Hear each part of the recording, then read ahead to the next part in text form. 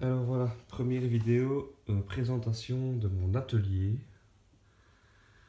Donc ça c'est ma voiture. Donc voilà, ici j'ai à peu près 45 mètres carrés. Ici la tondeuse qui est partie de notre vidéo. L'entrée, voilà. Donc la porte ici c'est une vieille porte en tôle que je vais réisoler et peut-être m'en changer plus tard. Mais c'est pas encore d'actualité. Quelques planches que je dois encore ranger. Alors, il faut savoir que je suis ici depuis seulement 6 semaines, donc ben voilà, c'est ce que j'ai fait en 6 semaines.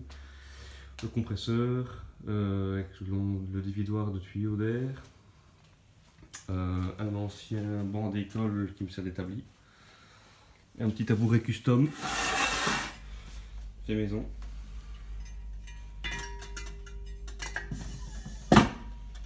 Voilà, hop.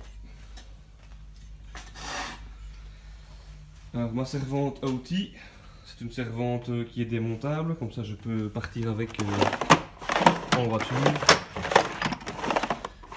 Tout est dedans, bon, j'ai des outils un peu tout ça. C'est pas top qualité, mais en tout cas ça me sert bien. Là c'est une servante avec mes outils en double et ce qui reste souvent sur place.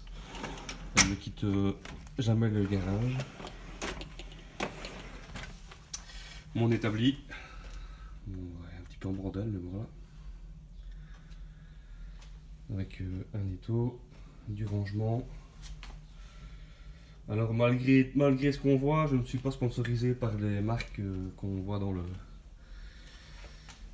le garage. Une petite fontaine de nettoyage. Pour le moment elle est vide. Parce qu'on l'a transporté, je ne l'ai pas encore rempli. Bon voilà. 15 litres. C'est bien, c'est pratique. La radio du Seigneur. Les petits rangements. Alors tous les coffrets là, ce sont des pièces de voiture qui vont avec ma Porsche 924 qui est derrière. Le moteur de mon Camino, qui fera son partie d'une vidéo aussi. Il a déjà été refait, donc je ne refais pas une vidéo de reconstruction du moteur, parce qu'il est déjà complètement révisé. Alors la partie qu'on voit ici, étagère établie, c'était fait sur mesure par rapport à mon ancien garage, mais c'est très bien installé ici, j'ai rien modifié. Voilà, j'ai juste dû la fixer au mur nickel quoi, sinon j'ai rien dû modifier du tout. Je refais un petit tour.